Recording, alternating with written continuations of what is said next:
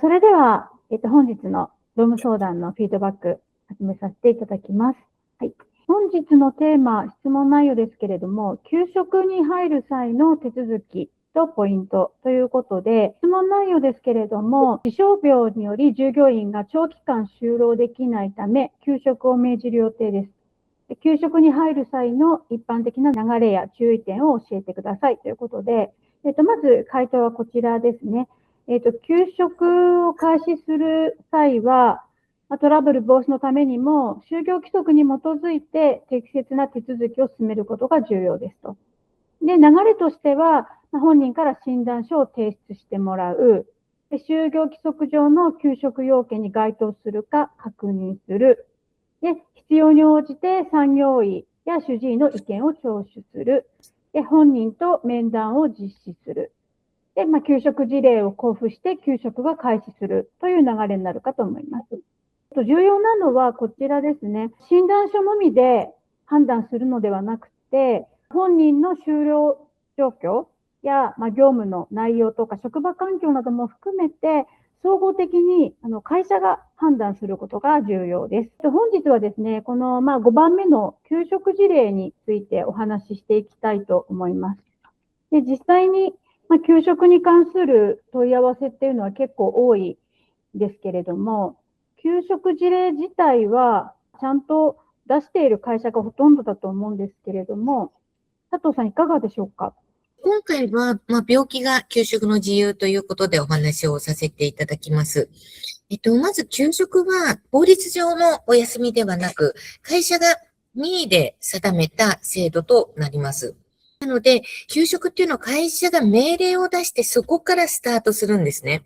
雇用契約を維持しながら休んで療養に専念してもらう期間。それが給食期間となります。なので、給食に入る前に、給食の期間を明確にすること、そして、給食の期間のその約束事を書面にして渡すことが重要だと考えます。そうですね。結構事例を出してくださいっていうと、ネットから拾ったシンプルなひな形を使っている会社さん多いと思うんですけれども、実は結構足りない項目がいくつかあると思います。本日はちょっと、ひな形を実際に事例を見ながら、解説していきたいと思います。全体像としてはこんな感じなんですけれども、こちらでちょっと項目見ながら佐藤さんの方でご説明お願いできますか？まず、氏名所属がありまして、まず、給食の自由ですね。で、この自由によって給食期間が違うケースが多いです。就業規則にこちらもきちっと書いてあると思うんですが、病気の場合は何ヶ月とか、で、自己都合の場合は何ヶ月とか、自由によって期間が違う場合もありますので、この給食の自由を書くことがまず大事です。そして次に給食の期間。これは、まずは医師が自宅療養を命じた期間を、発令をします。医師が、自宅療養を命じる期間より短かったり長かったりとすることは、それなりの根拠が必要になってきますので、やっぱりその休職を発令するときに、妥当な期間っていうと、やはり医師が命じた期間に落ち着くのが一般的なので、その期間を、命じます。なので、就業規則で、休職の期間と書いてある期間と必ずしもここは一致しないというのが一般的です。そして次に給与の取り扱い。当然ながらやっぱりノーワークノーペイなので、休職期間は無給としますと。ただ、そこの下に書いてあることが重要なんですが、健康保険に加入している場合には、傷病手当金という所得保障が出る場合がありますので、そういったこともきちっと説明をして、休んでる期間の生活の保障を説明して、少しでも不安を和らげてあげるということが重要かと思います。そして次に社会保険料。休職中も在籍はしてますので、社会保険料の本人負担分、これは発生します。で、本人負担分だけでなく、会社負担分も発生しています、実は。で、この本人負担分、会社負担分、これを合わせて会社が納付していますので、この本人負担分については、必ず会社に払ってくださいねということも分かっていただくことが大切です。そして次の月次の報告義務。先ほども申し上げたように、在籍はしてますので、会社に。なので、月に1回以上必ず報告をしてくださいねというところです。体調であったり、生活状況、こういうことまでできてきましたとか、そういったことを会社には必ず報告をしてください。そして、次に、復帰延長の申請の期限です。この休職期間、もともと医師が、自宅療養を命ずるという期間がありますので、それを超えるときにどういったことになってくるのか、復職できるのか、そのまままだ自宅療養が続くのか、それについて必ずこの休職満了の2週間前までに、診断書を提出してくださいということが重要になります。そしてリハビリ出勤、復帰を認める認めない、復帰の事例を出す、これも会社の判断で行うものになります。なので、その判断材料として、正式な復帰判断のために、休職期間中に、試し出勤。これは仕事をしてもらうことが目的でなく、出勤ができるかどうかというところを見るための、リハビリ出勤というものを、実施する場合があるということも事前に、申し伝えておきます。次に、休んでいる間の今後の流れというところの注意点になります。まず、休職期間中のケア。休職というのは病気を治して復帰をすることが前提ですので、必要に応じてちゃんと医療機関の受診をしてください。会社には毎月の状況を報告して、体調の回復に努めてくださいということが書かれています。そして、復帰の可否の判断面談を行います。2週間前までに、主治医の診断書、復帰できるのか、そのまま引き続き療養が必要なのか、それを提出してもらった上で、産業医、人事の担当者などと面談をして、まず復帰に向けて、もしくは、休みに向けての、また新しい判断をここで行うことになります。その下を見ていただいて、産業医さん、会社が復帰が可能と判断した場合には、正式に復職の事例を出して会社に戻ってきてもらうという流れになります。一方で、引き続き医師の診断書が、自宅の療養という診断書が出されてきた場合には、復職不可と判断されますので、就業規則の定めた休職期間満了日をもって、最終的には自然退職となるということになります。で、ここで重要なのが、この括弧書きの休職期間満了日です。で、これは医師が労務不能と診断した期間ではなく、就業規則に記載されている最終的な延長をした場合の最終的な、休職の満了日。もうここ